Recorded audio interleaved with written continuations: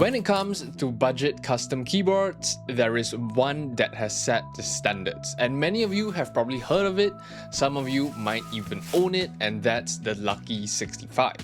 It was released back in 2024, and ever since, every single budget 65% has been this Lucky65 recipe.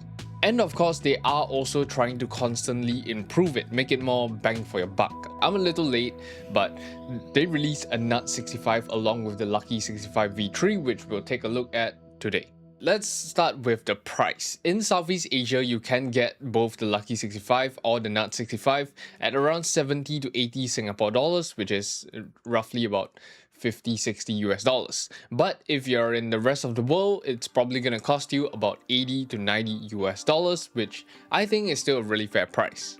So in today's video, we're gonna run through what they have to offer and build them at the same time. Starting off with the packaging, it's pretty standard all around for both boards. Your standard accessories like your USB-C cable, keycap and switch puller, and a USB-C adapter. Now for the Lucky65v3, it's pretty similar to what it always has been. It's a full aluminum body, it's nothing too crazy in terms of design. I think the biggest changes they made throughout all the different versions is the back design. We had the clover at first, and then we had some different materials, and now we're on a more simple one with the word Lucky and a clover engraved at the back. Personally, in terms of all the back designs, my personal favorite was actually the first variation of the Lucky65. I felt like that was the cleanest one in terms of design, and it also had the functionality, which was a USB wireless holder, and now it's on the right. Now, the Nut65 on the other hand, I think is a little cooler. We have a nice diffused RGB strip going through our case, it's also full aluminum body, we have some extra cuts along our side profile, and on the back we also have a mirror finish on the Nut logo. Now, I'm just going to quickly run through the internal parts for both these boards because they are kind of the same thing, just some very small changes or differences that don't really make a difference either, but I'll get into those. Both boards come with quick disassembly, so you can basically not use any tools whatsoever and disassemble your case anytime. Now, accompanied with the ball catch system, we have a magnetic daughter board that is attached to our PCB. So that means that anything you want to do to your board requires no tools when it comes to the case itself. Now, we have the standard foam set on both of them, PE plate and PCB foam. So if you're looking for a creamy, thocky build, then it's exactly what you would want. PCBs, 5-pin, south-facing, and some minor flex cuts around our alphas. And lastly, we have FR4 plates on both of them. Now, the main difference between a Nut65 and a Lucky65v3 is mounting.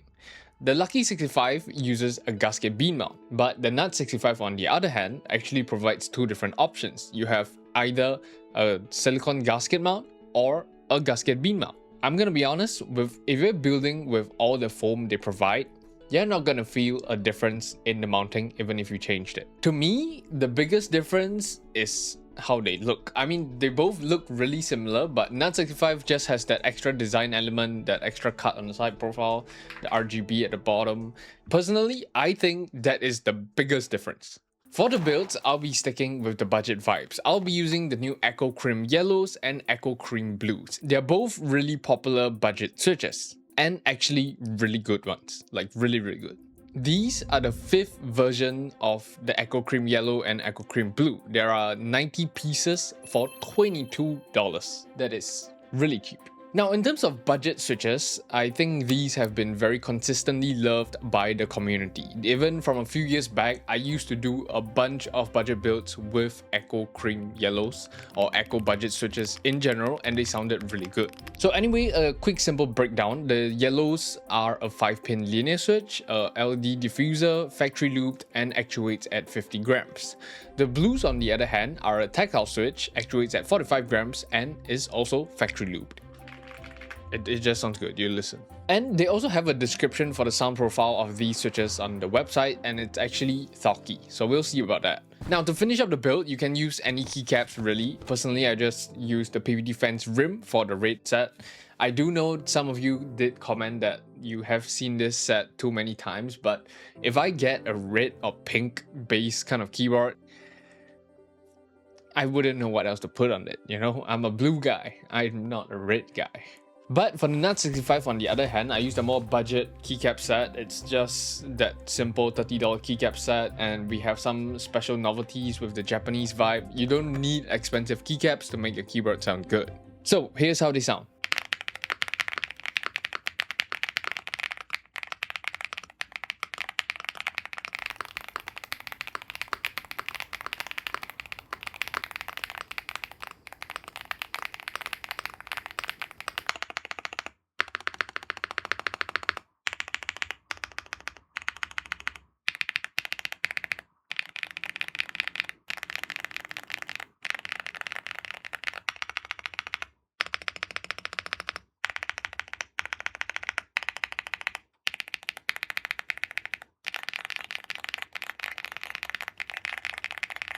Overall, the sound profile for both of them is kind of what I expected. I'm sure some of you did expect that sound profile as well. It's that creamy, talky sound profile, which I think matches budget keyboards best. If you're trying to do foamless builds, there are so many things to worry about, like case ping. You don't even know if the case itself was made nicely, if it's heavy enough to handle that sort of acoustic.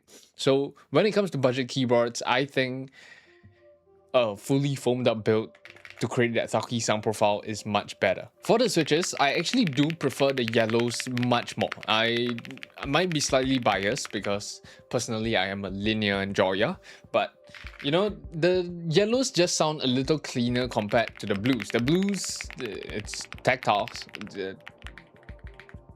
Something about it just doesn't feel right with me. But if you are a tactile enjoyer, you might want to consider the Acro Cream Blues. I think these switches and these kits are really good solid options if you're trying a custom keyboard for your first time or just looking to play around with something cheap. So everything I use will be linked in the YouTube shopping cart to Shopee. For my fellow Singaporeans, you get a discount. You can use it on basically any product on Shopee if you click on the link. It's very cool.